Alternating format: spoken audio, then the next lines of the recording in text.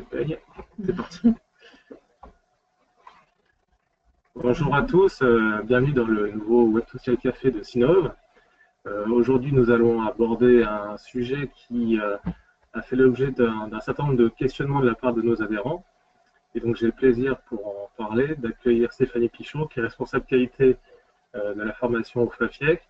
Le sujet étant le Datadoc, la qualité des formations, puisqu'une réforme assez conséquente a été mise en œuvre depuis le 1er janvier, qui remonte au mois de mars 2014.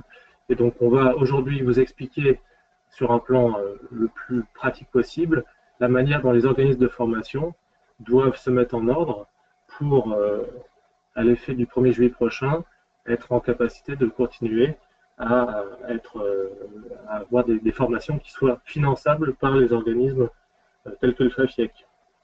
Donc merci à Stéphanie qui va rapidement se présenter, puis on va pouvoir lancer la présentation. Bien, bonjour, je suis Stéphanie Pichot, responsable qualité du service qualité contrôle au FAFIEC. Donc j'ai notamment en charge les activités de contrôle et le démarrage de référencement des organismes de formation dans le cadre de ce sujet. Je vous propose de vous présenter le sommaire. Donc, au niveau de ce sommaire, sur la première partie, nous allons aborder la qualité de la formation dans son contexte et dans ses principes réglementaires, parce qu'il s'agit bien de principes réglementaires qui sont posés, donc avec la chronologie d'un contrôle annoncé, de la mise en place de cette qualité, pourquoi, les principes de la loi du 5 mars 2014, mentionné par Dominique, les critères du décret du 30 juin 2015, qui sont la déclinaison et l'expression de cette qualité de la formation, et qui est concernée. En deuxième partie, nous aborderons de façon plus concrète le référencement auprès des financeurs. Quelles seront les démarches pour les organismes de formation tout particulièrement, avec le Datadoc, qu'est-ce que c'est, qu'est-ce qu'il faut y faire, les certifications et les labellisations éligibles, donc on y reviendra un petit peu en détail, des exemples d'indicateurs pour que ce soit plus concret, le calendrier, et on terminera par la présentation de quelques outils pour vous aider sur la finalisation de ces éléments. La qualité de la formation. Donc, la chronologie d'un contrôle annoncé. Concrètement, les organismes de formation, il ne s'agit pas de mesures nouvelles qui sont mises en place, hein, c'est relativement ancien. Dès 1975, les organismes de formation avaient l'obligation de s'enregistrer, de se déclarer, avec la mise en place d'un numéro de déclaration d'activité auprès notamment de la DGEFP, c'est l'organisme d'État qui délivre ces habilitations, et la mise en place d'un bilan pédagogique et financier à renseigner de façon annuelle. En 1990, un renforcement des activités sur les organismes de formation, dont notamment l'obligation d'établir un règlement intérieur sur l'activité d'organismes de formation. En 2002, obligation de justifier les titres et qualités de ces formateurs, qu'ils soient internes ou indépendants. Donc vous voyez que les obligations des organismes de formation au fur et à mesure des années se sont construites et ne datent pas de la loi de 2014. Loi du 5 mars 2014, maintien de ce système des numéros de déclaration d'activité, qu'on appelle aussi NDA, mais surtout mise en place d'un contrôle qualité des principaux financeurs paritaires et publics de la formation professionnelle continue. Donc ça, c'est vraiment le concept très fort et très nouveau de cette loi du 5 mars 2014. Quelques petits chiffres pour vous donner un peu l'environnement du contexte dans lequel nous sommes au niveau national. La DGEFP, donc Direction générale de l'emploi et de la formation professionnelle, recense dans sa base nationale plus de 85 000 organismes de formation, dont 10 000 entrent et sortent chaque année. Arrêtent leur activité ou se créent. Donc, tout ça pour dire, voilà, il y a quand même beaucoup d'organismes de formation en France qu'il convient, à laquelle s'appliquerait cette loi de 2014. Le principe de la loi du 5 mars 2014, donc la qualité pour un organisme de formation, ben, ça va être quoi? Ça va être de livrer un produit conforme aux attentes des clients, aux attentes des acheteurs, de satisfaire ses clients et ou parties prenantes. Donc, ça peut être les acheteurs, les apprenants, et également de mettre en place une démarche structurée basée sur un système documentaire performant avec une perspective d'amélioration continue constante. Voilà, on est vraiment dans cette démarche-là. Concrètement, là c'est l'article du Code du travail qui précise ces éléments. Concrètement, ce qu'il faut retenir, c'est que dans cette loi, les financeurs deviennent garants de la qualité des prestations qu'ils financent. Donc, par ce fait, ils vont devoir la contrôler en amont et aussi à l'issue. Donc, tous ces éléments-là sont bien posés d'un point de vue réglementaire. Ça, c'est vraiment le point d'entrée. La déclinaison de cette loi, plus spécifiquement sur la qualité de la formation, s'est faite à travers la mise en place d'un décret du 30 juin 2015, qui rappelle notamment les dispositions réglementaires, hein, je vous l'ai cité tout à l'heure, le règlement intérieur, l'information obligatoire auprès des stagiaires, la réalisation des actions de formation, mais également qui met en évidence 6 critères cumulatifs qui vont s'imposer aux organismes de formation. Donc ces critères sont l'identification précise des objectifs de la formation et son adaptation au public formé. Le deuxième critère, l'adaptation des dispositifs d'accueil, de suivi pédagogique et d'évaluation au public des stagiaires. L'adéquation des moyens pédagogiques, techniques et d'encadrement à l'offre de formation. La qualification professionnelle et la formation continue des personnels chargés des formations. Les conditions d'information du public sur l'offre de formation, ses délais d'accès, ses résultats obtenus. Et enfin, la prise en compte des appréciations rendues par les stagiaires. Nous déclinerons ces 6 indicateurs un peu plus loin dans le support. Concrètement, qui est concerné par ce décret, ces 6 critères? Eh bien, toutes les formations qui sont notamment financées par des organismes publics ou paritaires. Et tous les organismes de formation possédant un numéro de NDA, numéro de déclaration d'activité. Alors, je me permets juste d'apporter une petite précision, puisque ce qui intéresse beaucoup nos adhérents, c'est que, vous l'avez dit, tous les organismes qui ont une activité de formation, quelle que soit leur forme juridique, quelle que soit l'importance de la formation dans leur chiffre d'affaires, par exemple, sont concernés par ces dispositions dès lors qu'effectivement ils prétendent à une prise en charge, à un financement par les organismes collecteurs tels que le FAFIEC.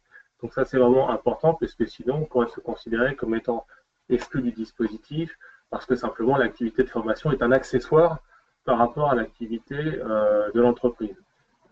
Je pense que c'est un point sur lequel il faut insister et c'est la raison pour laquelle d'ailleurs il y a besoin de vous donner toutes ces explications sur le fonctionnement du Datadog. Alors j'ai oublié de le dire tout à l'heure, mais vous pouvez comme d'habitude poser des questions en temps réel sur la présentation qui vous est faite et nous y répondrons par bloc sous forme de 2 séquences au cours de la présentation. Merci Dominique. Donc, je vous propose de passer à la deuxième partie de ce support, le référencement auprès des financeurs. Comment ça se traduit? Quelles seront les démarches? Et je vais introduire cette présentation par une petite vidéo qui a été mise en place par le groupe Datadoc, donc l'ensemble des membres du Datadoc, pour que ce soit plus parlant et je continuerai la présentation après. Voilà, donc quand Stéphanie parle du groupe Datadoc, il s'agit d'un GIE qui a été constitué par l'ensemble des OPCA notamment et des OPACIF. Alors, désolé pour les termes un peu barbares. En somme, des gens qui collectent des contributions et qui, derrière, seront en charge de contrôler la qualité de ces formations.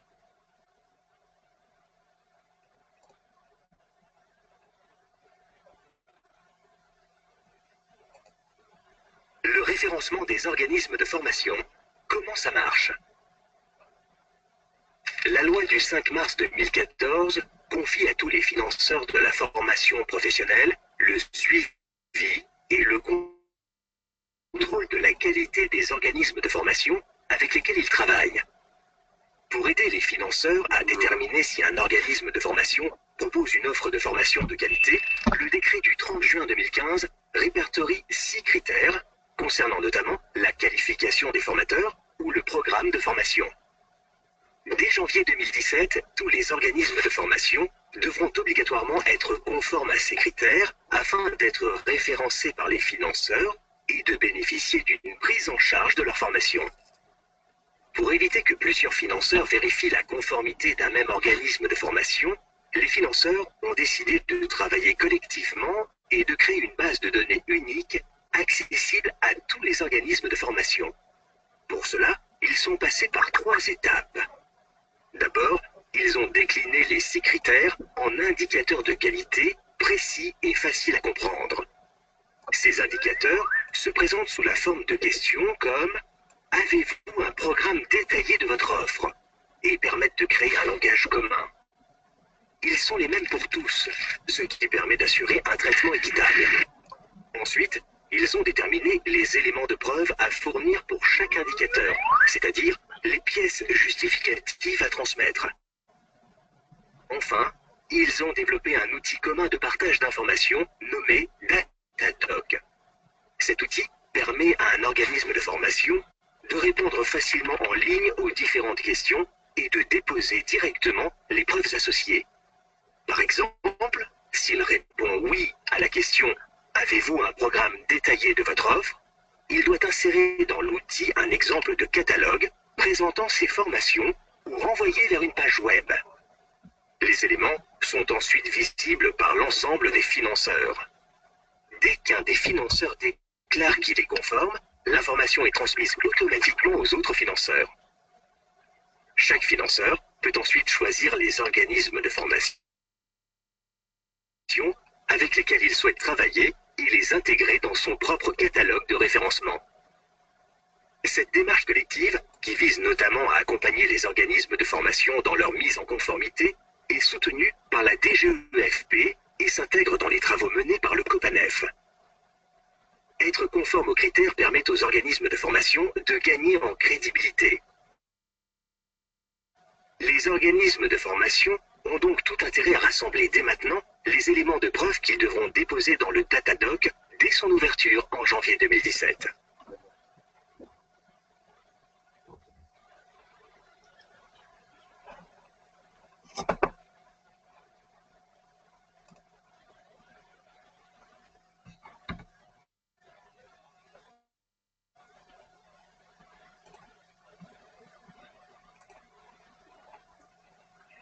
Alors, au vu de ces éléments, je vous propose de continuer la présentation et de vous montrer les bénéfices pour les financeurs et les organismes de formation.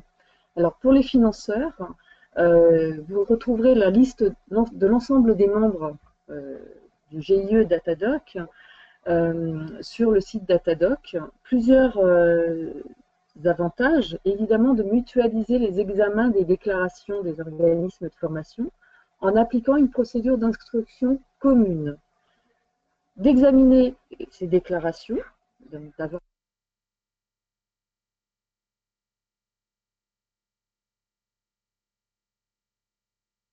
de rendre chaque organisme de formation référençable ou non, suivant les déclarations réalisées.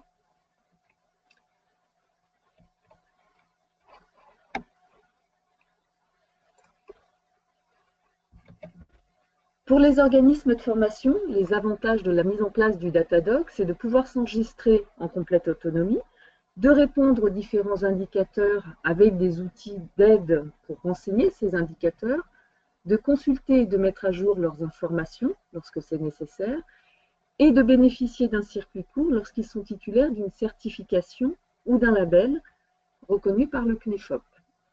Élément pour lequel je vais vous donner des précisions après. Chaque financeur met en œuvre sa propre politique de référencement, notamment la mise en place du Datadoc et le point d'entrée, je vous rends référençable.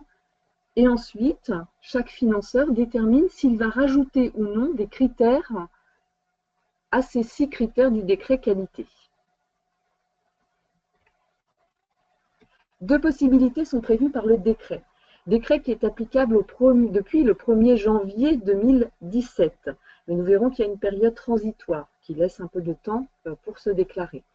Les financeurs inscrivent les prestataires de la formation qui répondent de manière conforme à ces critères dans un catalogue de référence. Pour cela, 2 possibilités. Ils mettent en place une procédure interne d'évaluation pour répondre aux 6 critères qui sont déclinés en 21 indicateurs par les financeurs. Et vérification de la détention par le prestataire organisme de formation d'un certificat ou d'un label inscrit sur la liste du CNEFOP. Je vous en parlais juste avant. Les certifications et labels. Qu'est-ce donc? La loi du 5 mars 2014 a permis la création du CNEFOP, Conseil national de l'emploi, de la formation et de l'orientation professionnelle, dont une des missions a été posée par le décret du 30 juin 2015. Cette mission spécifie, le CNEFOP doit déterminer quels sont les labels ou certificats dits de qualité qui permettront de répondre aux 6 critères du décret. À ce jour, nous avons 29 labels et certifications reconnus par le CNEFOP comme répondant au décret, 19 labels et certifications généralistes et 10 spécialisés. Alors, je ne vous ai pas mis la liste, nous ne vous avons pas indiqué la liste sur les slides. Pourquoi? Parce que cette liste est évolutive et vous la retrouvez sur le site du CNEFOP pour laquelle vous avez l'adresse. Je vous propose de passer à quelques questions, répondre à quelques-unes de vos questions. Alors,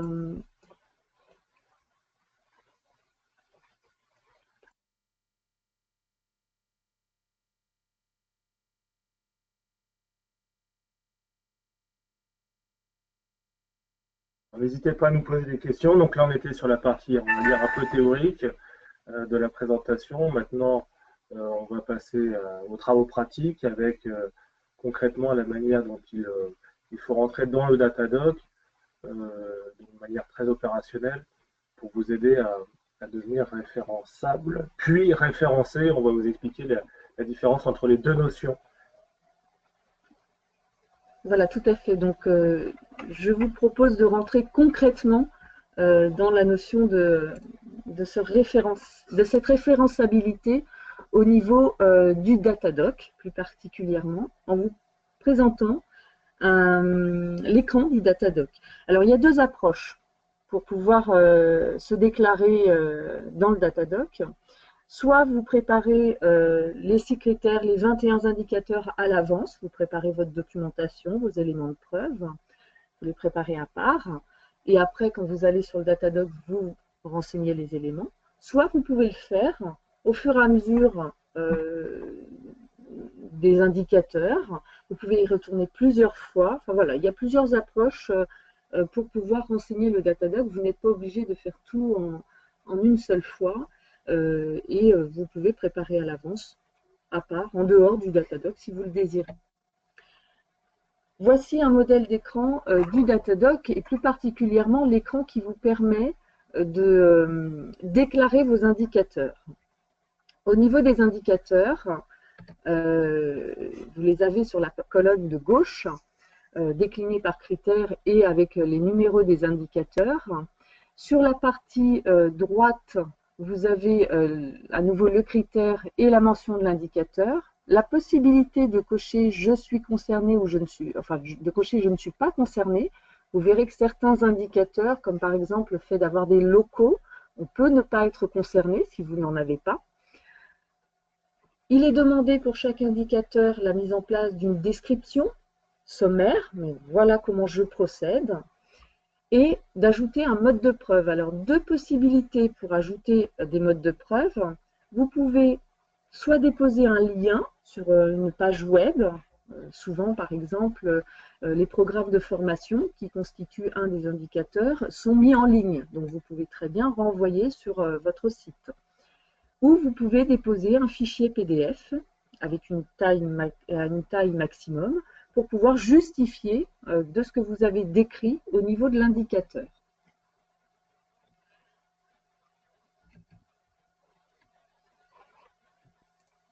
À noter, depuis mi-février, vous avez des éléments qui se rajoutent au fur et à mesure. L'outil évolue. Vous avez notamment des exemples de modes de preuve sur chaque indicateur. Quand vous entrez dans chaque indicateur, on vous donne des exemples. Voilà, vous pourriez déposer tel élément. Et des questions à se poser. Comment je peux répondre à tel indicateur? Et ben, on vous aide en vous mettant quelles sont les bonnes questions pour pouvoir répondre à l'indicateur.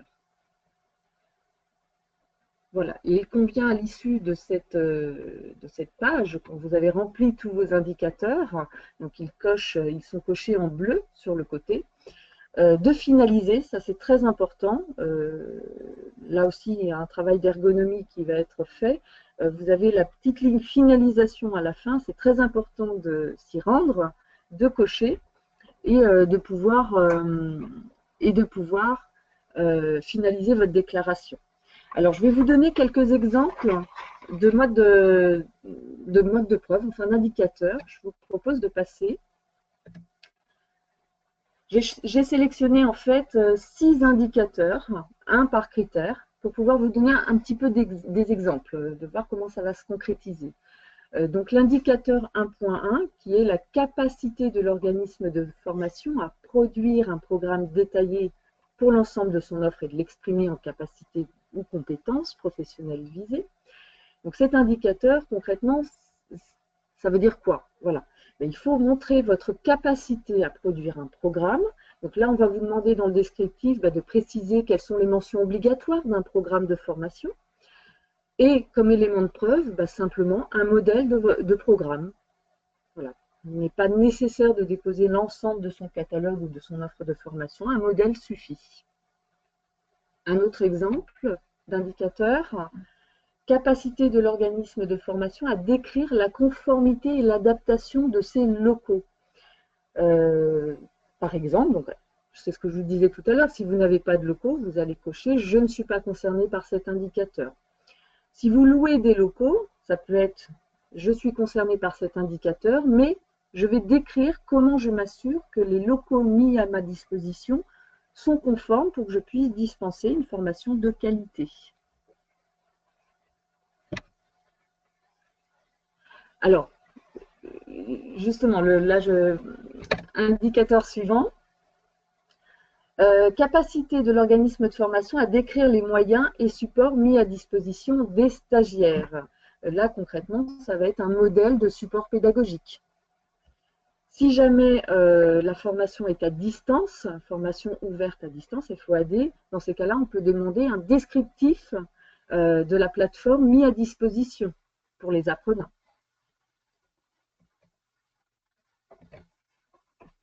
Au niveau de l'indicateur 4, enfin du critère 4, indicateur 4.1, capacité de l'organisme de formation à produire et à mettre à jour une base des expériences et qualifications des formateurs.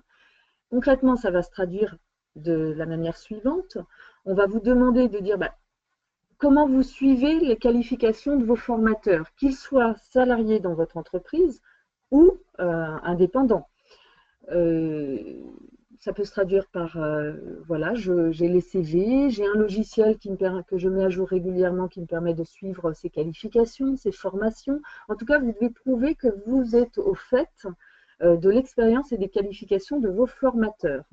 Ça peut être une CVTech, quel que soit le format, papier, logiciel, enfin voilà. Là, c'est vraiment, vous décrivez votre process et vous en apportez des éléments de preuve.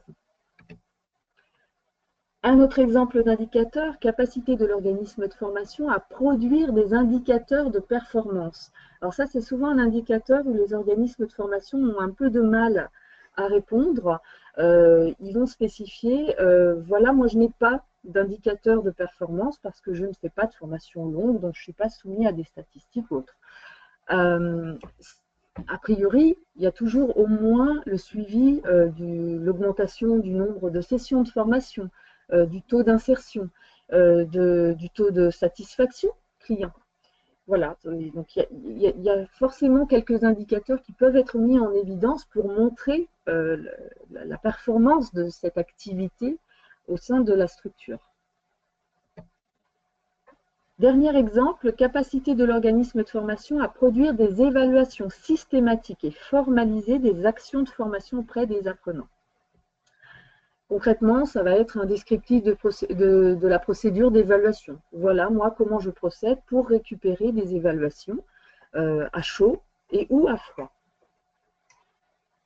Alors, juste une petite intervention. Ce que je retiens, moi, à ce stade, c'est qu'en définitive, ce que l'on demande à chaque fois, ce sont des exemples et non pas la production exhaustive de tout ce qui est fait par l'organisme de formation, que ce soit les CV, que ce soit les programmes de formation et autres. Donc, je pense que c'est quand même important de le souligner parce qu'on n'est pas en train de demander un dossier complet, mais simplement, il faut administrer quelques preuves qu'on répond aux critères de qualité. On peut peut-être prendre une première salle de questions, parce que ça vous fait réagir depuis quelque temps, notamment sur la FOAD, je crois. Alors, par exemple, là j'ai une question. Un cabinet de conseil qui ne fait que quelques formations intra chaque année, le plus souvent financé par l'entreprise et non par un OPCA, a-t-il intérêt à se faire référencer? Alors, si vous ne travaillez jamais de façon directe ou indirecte avec un financeur, vous n'avez pas enfin, il y a peu d'intérêt à aller dans le Datadoc et à vous faire référencer. Par contre, il faut bien veiller que vos clients, que ce soit en interne ou en externe, il faut bien veiller que vos clients qui travaillent avec vous en tant qu'organisme de formation, même de façon indirecte, ne se font pas financer la formation. Parce que si c'est le cas, le financeur va exiger ce circuit.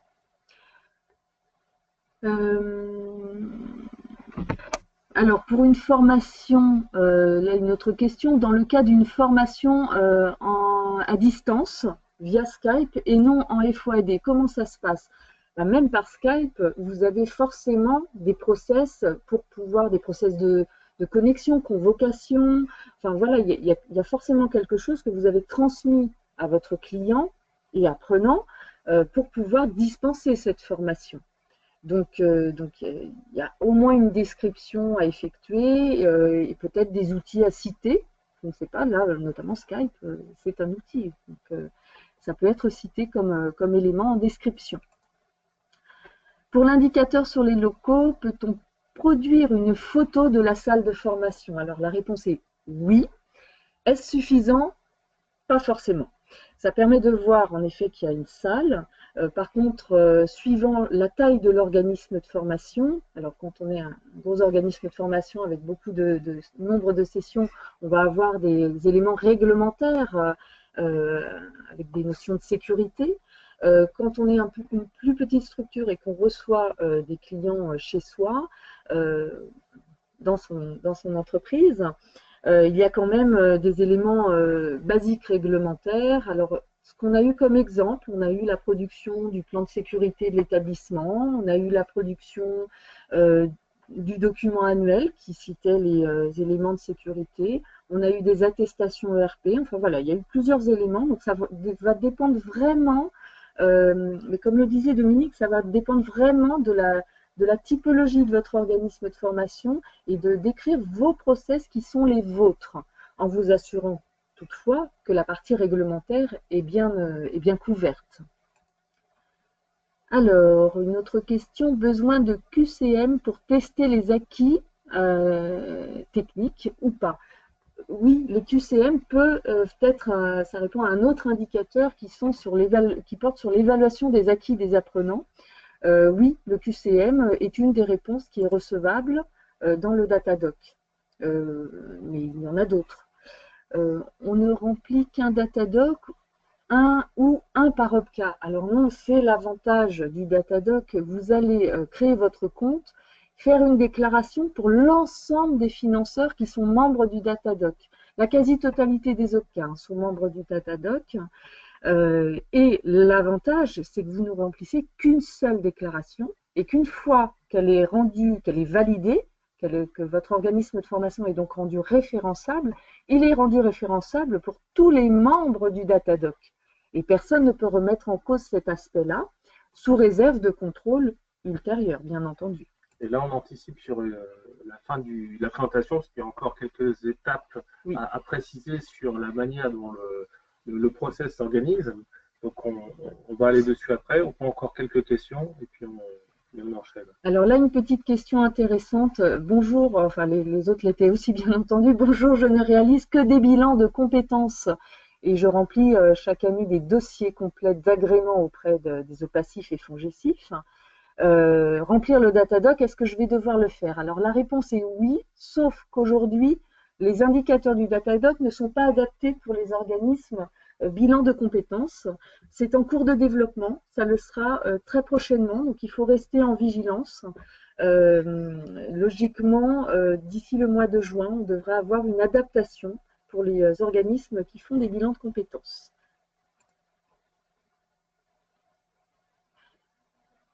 Alors, une autre question sur les locaux. Comment faire en formation intra-entreprise pour justifier des locaux? Là, en effet, vous n'avez pas de locaux, vous allez dans l'entreprise. Par contre, vous devez, quand vous allez en entreprise, vous allez quand même vous assurer auprès de votre client les moyens qu'on vous met à disposition, les locaux qu'on vous met à disposition. Vous allez demander du matériel particulier, un vidéoprojecteur, un paperboard, je ne sais pas. En tout cas, ces éléments-là, vous allez l'exiger de la part du client pour pouvoir prester une formation de qualité aux apprenants qui sont présents dans la salle. Donc évidemment, vous n'allez pas demander les justificatifs locaux de votre client, mais vous devez vous assurer que les moyens qu'il met à votre disposition vous permettront d'assurer une prestation de qualité.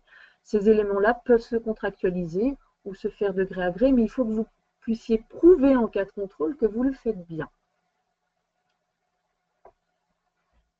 Je vous propose de passer à la suite pour en effet vous retracer les différentes étapes du référencement. Donc, vous avez toute une partie Datadoc qui se traduit « je déclare mon organisme de formation dans le Datadoc », je réponds aux 21 indicateurs qui correspondent aux 6 critères, ou je dépose mon certificat ou label reconnu par le CNEFOP. Et dans ces cas, je n'ai pas besoin de répondre aux 21 indicateurs. Alors, juste, donc ces labels CNEFOP, on peut donner quelques écrans.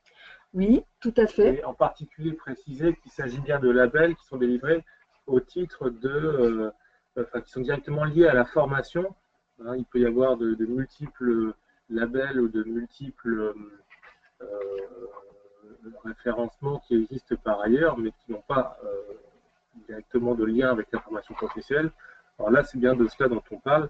Donc, on peut citer quelques exemples pour illustrer un peu le propos. Je vais vous citer, par exemple, la certification ISQ au PQF. Il y a des certifications AFNOR sur le certificat de conformité au décret qualité.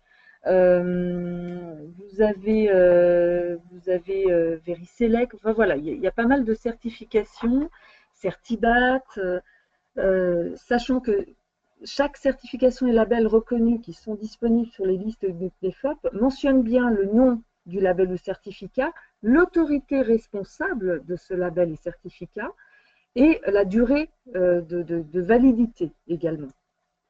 Alors, vous avez des référentiels différents hein, au niveau du CNEFOP. Certains sont déclaratifs, certains sont plus par système d'audit, mais ils sont tous reconnus et ont tous la même valeur au niveau de la déclaration simplifiée dans le Datadoc.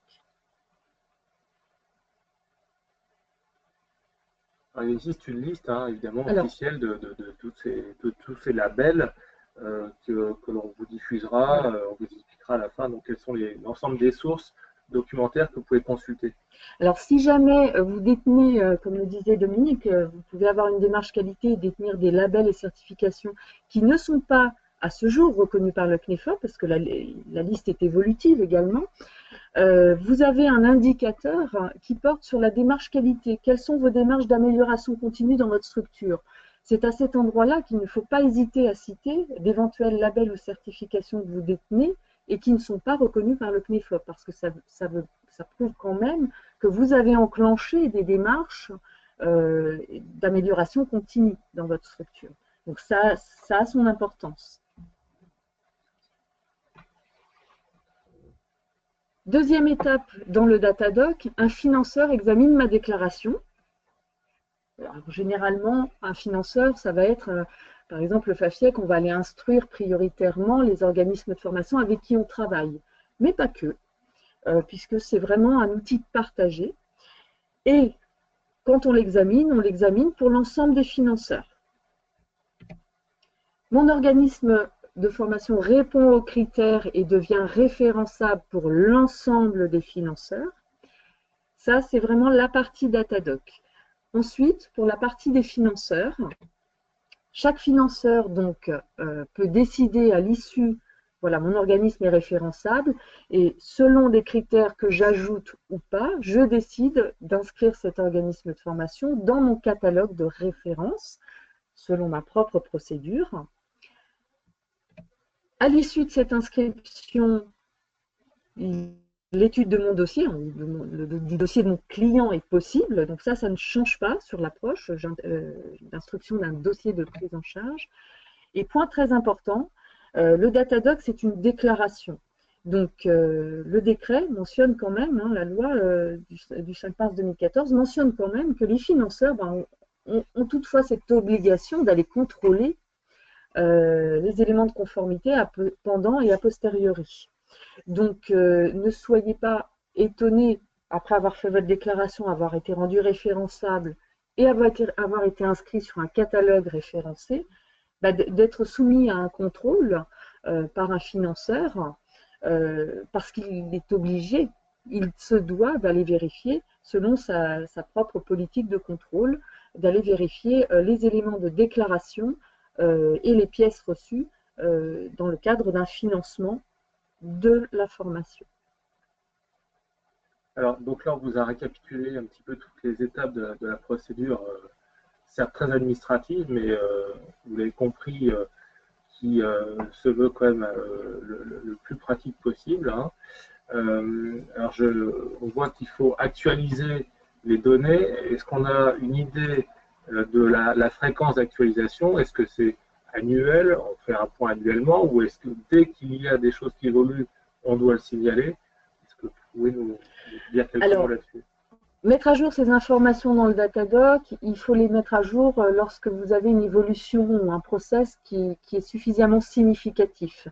L'idée, c'est voilà, de ne pas modifier votre déclaration peut-être tous les mois parce que ça va être un peu compliqué, sauf si en effet vous avez un process qui a complètement changé. Voilà, vous n'aviez pas de locaux, vous en aviez, bon ben là il convient d'aller modifier votre indicateur spécifiquement sur les locaux. Donc la mise à jour des données dans le Datadoc doit se faire de façon régulière et lorsqu'elle est suffisamment pertinente, significative pour dire en cas de contrôle, ce que j'ai déclaré n'est pas en conformité avec ce que j'aurais. Alors, je vois une question, quelles seraient les formes de contrôle? Les formes de contrôle, notamment au FAFIEC, sont sous plusieurs formes que vous retrouverez sur un document sur le site du FAFIEC qui s'appelle la charte contrôle qualité. 3 typologies de contrôle, les contrôles sur pièces, donc à la fois dans le Datadoc, mais aussi ce que nous recevons à travers les dossiers de prise en charge. Des contrôles en présentiel, ce qu'on appelle nous les visites sur site, où on va venir vérifier la réalité d'une formation. Et les audits, eux, portent sur la déclaration du Datadoc. Ce que vous aurez déclaré dans le Datadoc, ben, il se peut qu'on vienne le vérifier dans votre organisme de formation. Alors le choix des organismes de formation qui bénéficieront de contrôle reboucle sur notre politique de contrôle, de gestion des risques, à la fois sur la partie ciblée, mais aussi d'une politique aléatoire de contrôle. Donc tout le monde est susceptible d'être soumis à un contrôle sur les dossiers. Alors, je vois une question, si l'organisme de formation ne veut pas être référencé dans le catalogue, exemple, formation sur mesure. Alors, je ne suis pas très sûre de comprendre la question. S'il ne veut pas être référencé dans un catalogue d'un financeur, logiquement, il ne sera pas financé par ce financeur, puisqu'il ne sera pas dans le catalogue. Si il ne peut pas être sur le catalogue, c'est un autre aspect, dans ces cas-là, par la notion de déclaration et de contrôle et de pistes d'amélioration, l'organisme de formation peut améliorer ses process pour pouvoir être éligible à la fois au Datadoc et après, dans un deuxième temps, au catalogue, si c'est sa volonté. Dans quel délai doit-on le faire et quid des financements actuels, par exemple? Alors, je vais vous parler du calendrier. Je vais avancer sur un slide et je reviendrai sur le suivant après. Voilà, excusez-moi. Voilà. Le calendrier. Concrètement, je vous ai spécifié tout à l'heure que depuis le décret s'applique depuis le 1er janvier 2017. Toutefois, pour donc l'ouverture du site Datadoc a bien été faite au 1er janvier 2017. Une période transitoire a été mise en place du 1er janvier au 30 juin 2017 pour pouvoir permettre aux organismes de formation de s'adapter à ce nouveau process, d'aller créer son compte sur Datadoc et de se déclarer, et permettre derrière aux financeurs de pouvoir valider ces déclarations. Donc, je vous incite, compte tenu que nous sommes bien à la mi-avril, je vous incite vivement, si vous serez amené à travailler avec des financeurs directement ou indirectement, je vous incite vivement à y aller dès à présent, de ne pas attendre le mois de juin ou particulièrement fin juin pour le faire. Parce que à partir du 1er juillet 2007, la question se pose, fin de la période transitoire. Pour le moment, la réponse est oui, c'est-à-dire qu'au 1er juillet 2017, si vous n'êtes pas inscrit sur un catalogue d'un financeur, logiquement, il ne vous financera plus. Il y a néanmoins des réflexions pour pouvoir poser est-ce que c'est faisable ou pas, suivant le nombre d'organismes de formation qui vont se déclarer sur le Datadoc. L'idée étant de ne pas non plus bloquer l'ensemble des flux clients. Néanmoins, c'est le principe, c'est l'idée. Donc il sera important, si en effet vous travaillez avec des financeurs, d'aller vous déclarer aujourd'hui, de le faire savoir aux financeurs avec lesquels vous travaillez le plus, pour qu'on puisse aller chercher votre déclaration et l'instruire dans les meilleurs délais. Alors, je vois quel délai pour la validation du référencement. Alors, il y a bien deux niveaux. Il y a le niveau dans le Datadoc. Actuellement, quand vous signalez que vous avez fait votre déclaration dans le Datadoc, ça peut mettre 1 à 2 semaines le temps que vous précisiez, vous informiez un financeur. Voilà, je me suis déclaré, j'aimerais bien qu'on instruise ma déclaration.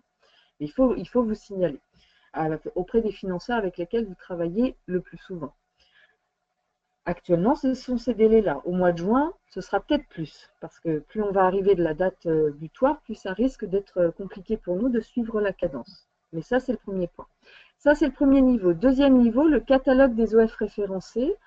Pour le FAFIEC, en tout cas, nous sommes en train de construire ce catalogue et compte tenu de l'état d'avancement de nos critères, de nos politiques de référencement, une première liste qui ne sera pas exhaustive, bien entendu, mais une première liste des OF référencés, en lien avec le fait d'être référençable sur Datadoc, sera produite a priori sur le mois de juin.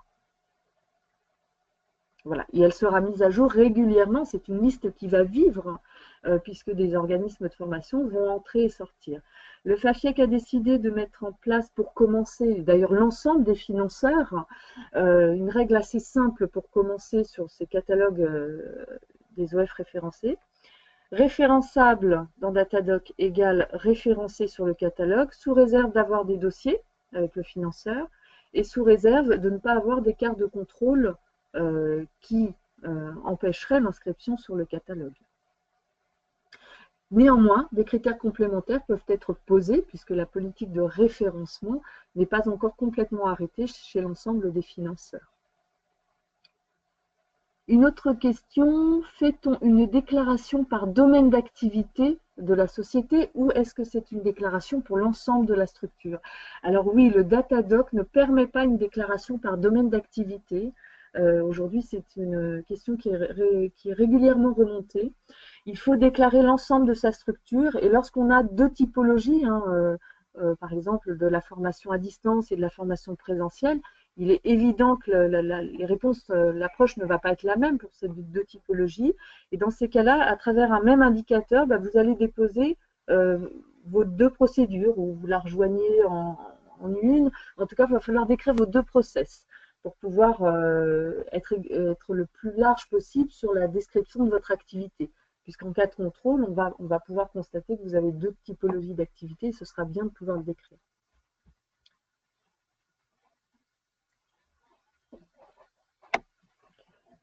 Je vous propose de vous donner quelques chiffres.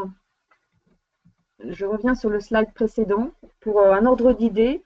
Vous vous souvenez, en tout début de présentation, j'avais spécifié que sur la base nationale de la DGEFP, nous avions plus de 85 000 organismes de formation nationale. Aujourd'hui, chiffre Datadoc arrêté en début de semaine, un peu moins de 20 000 organismes de formation avaient créé leur compte. Sur ces 20 000 organismes de formation, un peu moins de 2 000 ont déjà été rendus référençables, c'est-à-dire qu'on a validé leur déclaration, donc pour l'ensemble des financeurs membres du groupe Datadoc. Un peu plus de 500 déclarations seront réinstruites en deuxième instance. Je vous ai expliqué qu'il peut y avoir des itérations. Si une déclaration est rejetée parce qu'il y a même un seul indicateur qui ne conviendrait pas au financeur qui a instruit, vous recevez une notification par mail qui vous le précise immédiatement. Vous pouvez même le modifier dans les 5 minutes et le financeur qui a rejeté votre déclaration temporairement va recevoir une notification pour réinstruire tout de suite votre dossier. Et donc, il va pouvoir, donc on travaille vraiment par itération. Il nous est arrivé de refuser une ou deux fois une déclaration jusqu'à ce qu'elle soit complète, parfaite, et pouvoir la valider au final. Donc l'objectif, c'est bien ça, c'est bien de valider les éléments. Et puis, dernier point, donc nous avons à peu près 2000 organismes de formation qui ont fait leur déclaration et qui sont en attente qu'on instruise leur demande. Donc d'où l'importance, quand vous avez finalisé votre déclaration, de prévenir le ou les financeurs avec lesquels vous travaillez en tant qu'organisme de formation pour qu'ils puissent aller chercher votre déclaration et l'instruire. Voilà, donc on a une montée en puissance qui est progressive, peut-être pas aussi importante que nous l'aimerions, donc il est très important de pouvoir procéder à votre déclaration avant le mois de juin.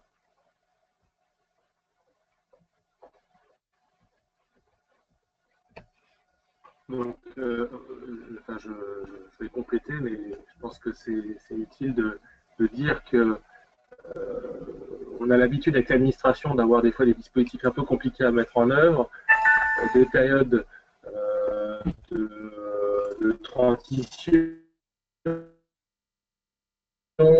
des délais des fois qui sont repoussés, des calendriers glissants. Je pense qu'il ne faut pas spéculer sur des calendriers qui pourraient glisser, puisque on est déjà sur un premier report de 6 mois, et il peut être assez aventureux de penser qu'il y aurait des évolutions sur ce calendrier. Donc par précaution, en tout cas, c'est le conseil qu'on peut vous donner. Lancez-vous maintenant dans la démarche. On va expliquer qu'il ne s'agit pas forcément de tout faire en un bloc, d'y aller pas à pas, de bien regarder comment ça fonctionne, de préparer méthodiquement votre dossier avant de compléter totalement. Mais au moins, engagez-vous dans la démarche, parce que sinon, comme cela a été dit par Stéphanie, il va y avoir du monde au portillon au mois de juin, et ça risque d'être compliqué après pour avoir les financements à compter du 1er juillet. Donc surtout, par précaution, lancez-vous dans la démarche assez rapidement. Pour cela, quelques outils.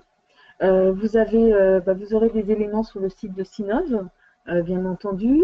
Vous avez le site du Datadoc également qui vous fournit pas mal en outils, des foires aux questions, des supports de copie d'écran qui vont de la création de votre compte jusqu'à la finalisation de votre déclaration. Donc ces supports, je les remettrai également à Sinov. Vous avez un mail technique et fonctionnel sur le site du Datadoc, ainsi qu'une hotline exclusivement technique. Je n'arrive pas à créer mon compte. Pouvez-vous m'aider? Vous avez également le site du CNEFOP que je vous ai cité pour les labels et certifications. Et enfin, le site du FAFIEC pour lequel vous retrouverez notamment la charte qualité-contrôle qui vous réexplique tout le cheminement qui part de la loi, du référencement Datadoc jusqu'au contrôle et les modalités de contrôle.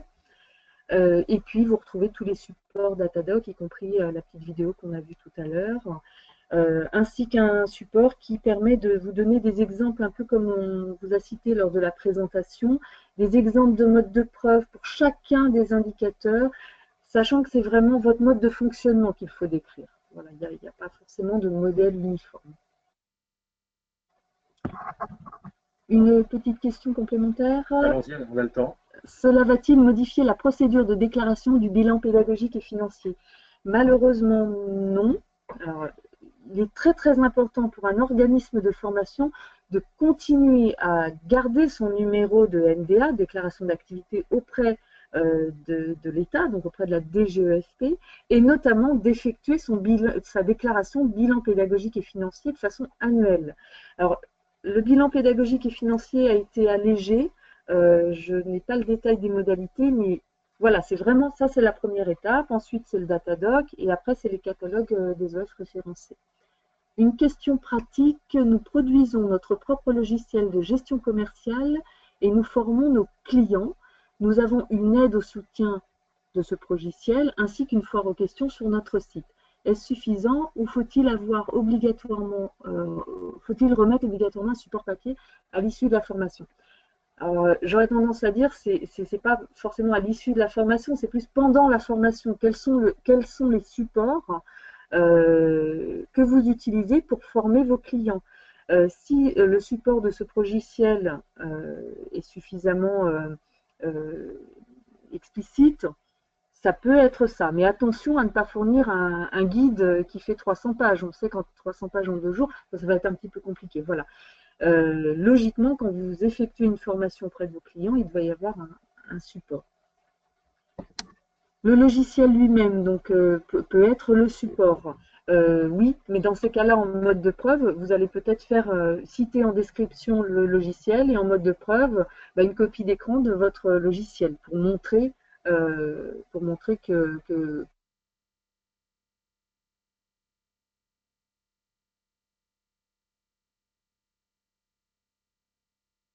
sur votre site. Je vais laisser répondre Dominique. Oui, tout à fait. Alors, le principe du webinaire, non seulement, c'est que, évidemment, il est à la disposition des adhérents Sinov, donc il est enregistré et sera en ligne sur notre site internet, mais en plus, nous allons vous diffuser donc, le support qui a été présenté aujourd'hui.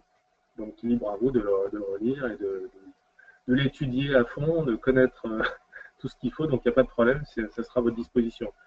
De la même manière, ce que nous propose Stéphanie, c'est de pouvoir recueillir les questions qui se poseraient après la participation à ce webinaire. Il y aura sans doute d'autres questions qui vont se poser quand vous allez passer aux travaux pratiques. Et donc, on se fera le relais de vos questions auprès de Stéphanie qui apportera les éléments de réponse les plus appropriés. Donc, ça fait partie également de ce service que nous souhaitons vous apporter. À quelle adresse mail du FAFIEC faut-il envoyer l'information qu'on a déposée dans le Datadoc? Alors, il faut logiquement vous contacter directement sur notre serveur vocal interactif. Vous avez la possibilité de contacter un service dédié téléphonique. Vous mentionnerez votre numéro de NDA et ou sirène. Et l'information sera remontée directement aux instructeurs du FAFIEC pour qu'ils puissent instruire sous ce que je vous disais, 1 à 2 semaines. Et plus on va avancer, plus le délai risque de s'allonger, sachant que ce service sera informé du délai de traitement que nous avons.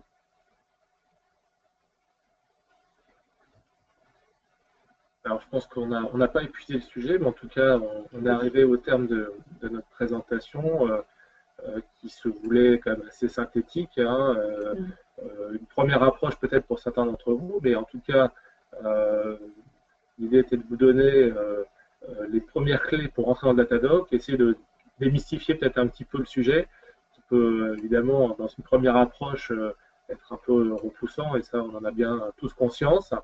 C'est la raison pour laquelle on cherche à évidemment être un soutien et venir en accompagnement, particulièrement pour les entreprises dont l'activité de formation n'est pas, je le rappelais tout à l'heure, nécessairement le cœur de métier, mais pour autant un accessoire de l'activité qui est assez essentiel. On a eu par exemple des remontées d'adhérents qui développent des logiciels, on l'a vu à travers une question tout à l'heure, et donc il est bien nécessaire que ces entreprises puissent former aux produits qu'elles développent. Donc surtout ne négligez pas cette étape, même si elle est fastidieuse et un peu compliquée, mais bien nécessaire pour qu'ensuite vous n'ayez pas de difficultés à poursuivre cette activité de formation. Donc nous restons évidemment à votre écoute et à toutes les questions que vous pourriez vous poser dans les prochaines semaines. On se fait effort d'y répondre dans les meilleurs délais. Et donc utilisez bien l'ensemble des sources documentaires que nous allons vous mettre à disposition, puisque vous trouverez là aussi sans doute pas mal de réponses aux questions que vous vous posez. Il me reste à remercier Stéphanie et le FAFIEC pour la préparation de ce webinaire, et on vous donne rendez-vous pour un prochain Web Social Café qui traitera de l'actualité sociale, et ce sera le 12 mai prochain, donc vendredi 12 mai à 8h30 comme on a l'habitude de le faire. Bonne semaine à tous et à très bientôt. Merci, au revoir.